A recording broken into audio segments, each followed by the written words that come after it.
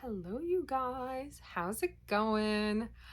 I just got off work and I'm a little tired. I feel like I've been tired for the past few videos now, but it's okay. It is what it is.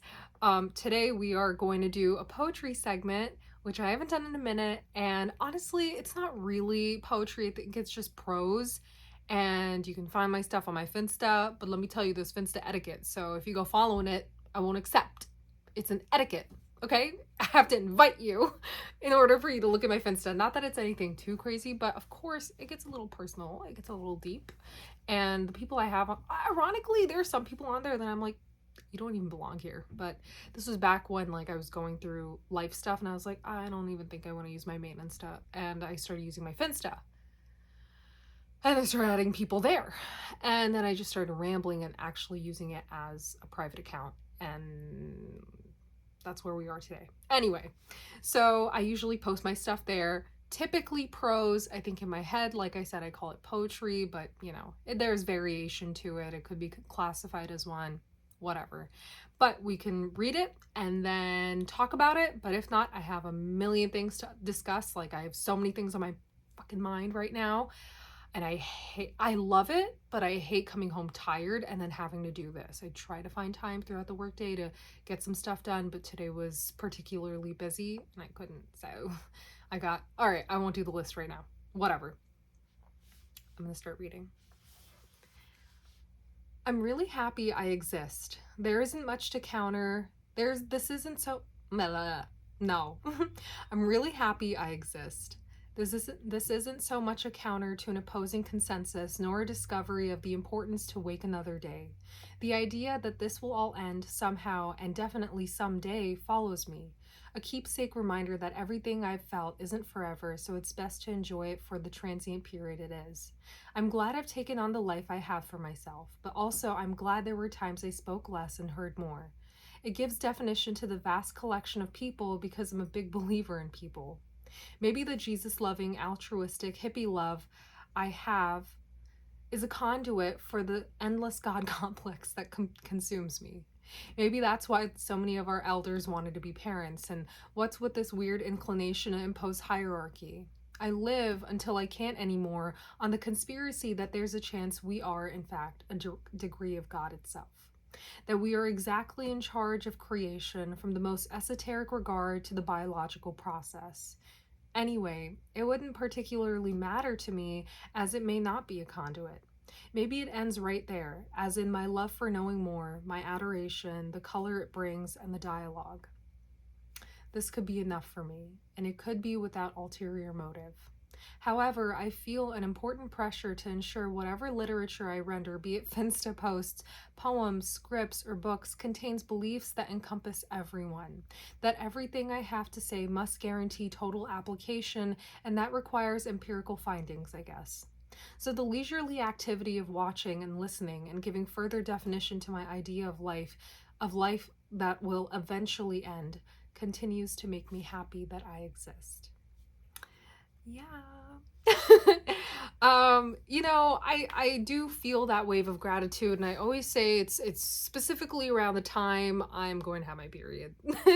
And I get this insane surge of love for people and life and gratitude for something that we know is ephemeral. And I certainly ride that wave whenever I can, and it usually happens if I yeah, whatever. Sorry, I just did the math of like my cycle, but obviously I'm gonna hit a weekend at some point while I'm PMSing, and I take the time to write my thoughts, write my feelings, especially when I'm inspired. And I think it's one of those things I have to fill its cup, because if I don't write, I'll feel kind of hollow on the inside, and like I feel unaccomplished. And so regardless of the medium, I feel the need to get something out there on page, on a screen, I guess, because I wrote this in my notes app at like 5 a.m. But yeah, so that was my piece. And like I said, I just generally get that wave like, oh, life will end, like these experiences I've had are so valuable, they won't happen twice, and it's important that I cherish them. So yeah, That's generally the point of that piece. Other than that, I guess we could venture into where what's taking place at the forefront of my mind, which happens to be a lot of writing, a lot of work. I have a book series going, and I talked about it. It was the Sims series that I have. I'm not going to title it Sims series, but if you know, you know when it comes out. It's this fantastical book series that I have going, and it encapsulates different mythologies and occults and I guess historical context and modern day relations to like the government and political parties. The UN, it's just so much. It's very expansive, and I could go really on and on. It does excite me, but I am working on that. So I try to, like I said, for any book that I'm working on, 2 pages a day. That'll make me feel 2 pages a day keeps the guilt away. So I try to do that, and then another book that I'm working on. It's called A Cunt's Biography. I don't know how I even feel about it, but we'll see. And then I have a couple of meetings set up for my project titled The Last Banana. And I love that project.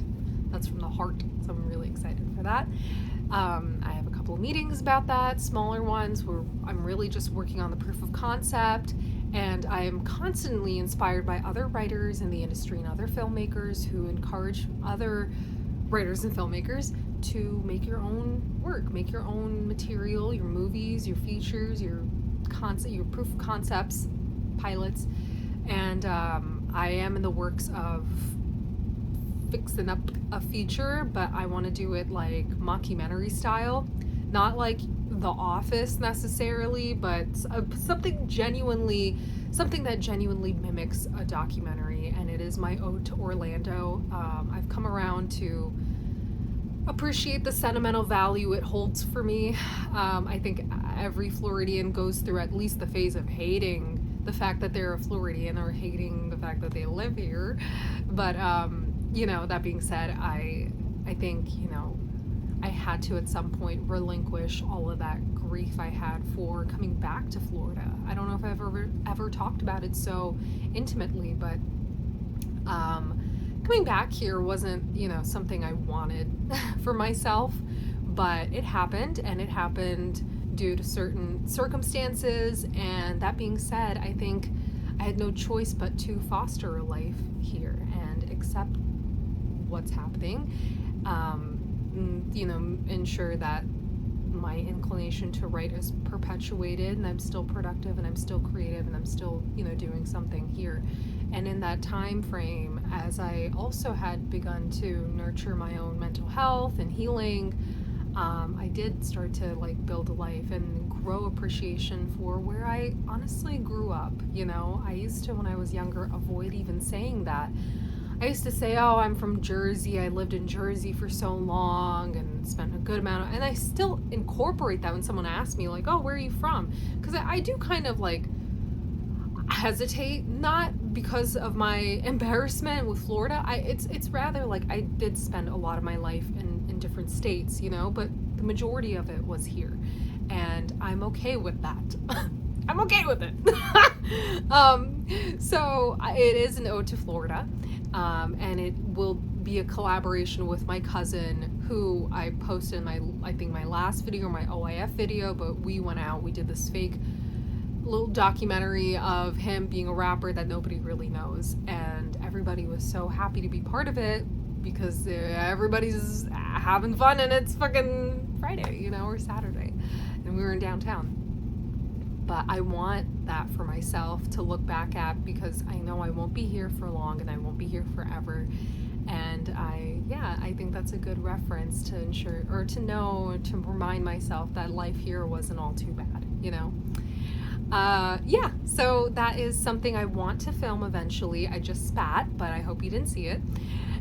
And we'll see what happens. So I gotta work on that, but today, prepare for a meeting. I got a script to look over. I gotta figure out when the deadline is for the Nickel Fellowship, because I'd like to apply. And then work on the Sims book, and then work on a cunt's biography, and that should be enough. I don't even need to send emails that much, or the queries or submissions or whatnot. You know, I think I'm gonna chill on that. I think I'm okay. And then I have to respond to somebody too, because I was trying to set up a meeting and she responded. Whatever, now I'm just thinking out loud, but I got things to do and I like it. I like it that way. I've talked about it, that I need to teach myself patience and slow down and love the life I have and love myself when I'm not productive, but damn, it's really hard, and I am so accustomed to just, this is, I guess maybe, you know, I just have to accept that this will always be such a genuine passion to me that I can't be without, so whatever. Whatever. I'll rest when I'm dead, as they say. No, actually, honestly, when I win my Oscar, I want to leave for like 6 months to an island and really not talk to anybody and process everything I've been through, and I guess just heal as much as I can. And if I get tired at an island, then I'll go somewhere else. I'll go to Switzerland or something. So yeah, anyway, that is my video. Little update on life, I guess.